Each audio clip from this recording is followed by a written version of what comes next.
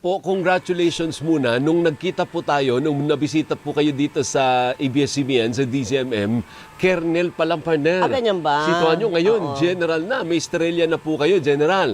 Congrats. Tama, Sir Alvin. Nagbuti naalala niyo po. Oo, naalala Nakita tayo ko. dyan. Nung pinakilala ka Kasama ko sa po akin, nun yung dating GPNP natin. correct. Si General Marbil. Torre at saka si General Jim. Marbil po, sir. Marbil. Si Marbil. Si Marbil pala. Oo, O, tama, naalala ko siya. No po. So, congratulations. So, kayo na po ang tagapagsalita ngayon. Saan po napunta si General sino yun? Fajardo. Jean Fajardo? Inalis lang po sa kanya yung kanyang pong current capacity na spokesperson sapagkat siya po ngayon ay currently ang director po ng controllership. So may position din naman pala siya. Pero bakit kailangan palitan? Hindi sa ayaw ko kayo, ibang trabaho naman yung controllership, full-time na pera. Pag controllership, general, pera yun, di ba? Finances? Opo.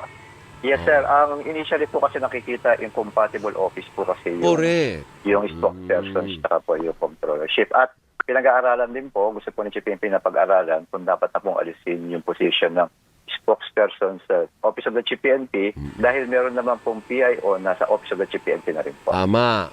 So meron pa palang iba. Oo. Partner, dalawa. kakain kasi ng oras mo. Pag PNP Tama. spokesperson ka, Oo. kakain ng oras mo. Dahil ang mga media makukulit eh. Ay, oo naman. Mangungulit Oo at naman. mangungulit, may trabaho pa siyang isa. Yung Oo. controllership sa kanya din pala kay General. Correct. Kaya ganyan, ano po. Unahin natin yung issue kay Police Brigadier General Macapas. Karanggo mo pala ito, General, ano po. So yung 90-day suspension po niya at may iba pa pong pulis na posibleng sangkot diyan sa kaso ng mga sabungero, ano po. Paano mangyayari, sir?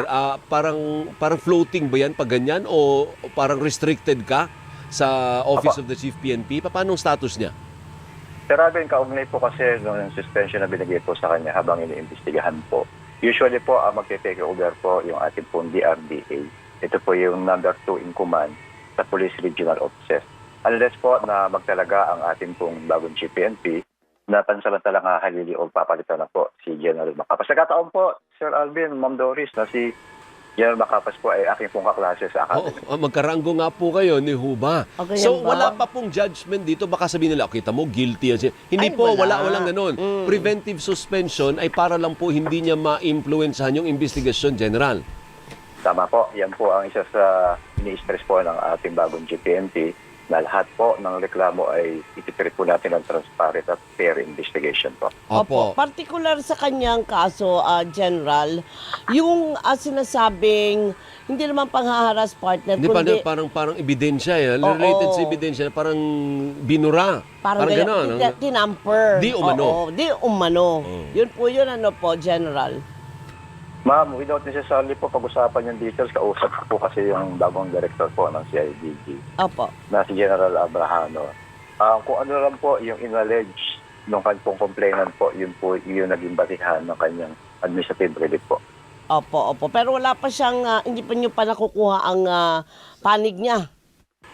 Hindi pa po kasi po, in a while po, mag-i-start po yung aming kauna-unahang command conference at marahil po yan ang tatanungin ko mamaya po kay GPNP kung ano po ang magiging status po at nag-uusapan po namin.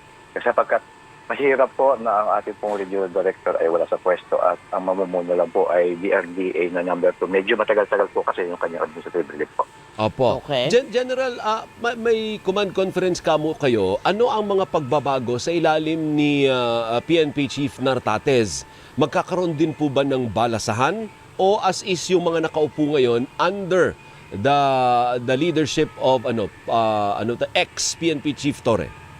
So, Sir Alvin, ang naasahan po namin, kauna-unahan pag-uusapan, yung kanyang pong mga program trust, na 7 po yun na binanggit niya nung kanyang pong assumption of office nung nakaraang araw. Dahil gusto namin malinawan din sa aming mga commanders po sa field kung ano ba yung mga details na mga gusto niyang ipatupad kaugnay po nung kanyang 7 trust program.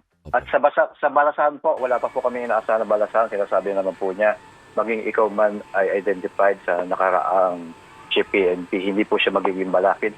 Ang pagbabasihan po dyan ay naging yung performance nung ikaw yung nakaupo. Opo. Ay, maganda Nakasakal po yung yun. kwento mo. Maganda po yun Maganda kasi yun. baka sabihin ng iba, ito close ito kay Torre. Kaya nga. Ilipat ito. Eto na naman tayo sa bata-bata. Oo, ganun din ang Oo. mangyayari. Oo. Parang walang pinagkaiba dun sa nakaraan. Hindi Correct. ba? Tama, Sir Alvin, kung sa mga nakakakilala po kay ating pong bagong GPN, Sir General Tates, very fair na official po yan. Nung maging siya man ay maging RD sa Region 4A at NCRPO.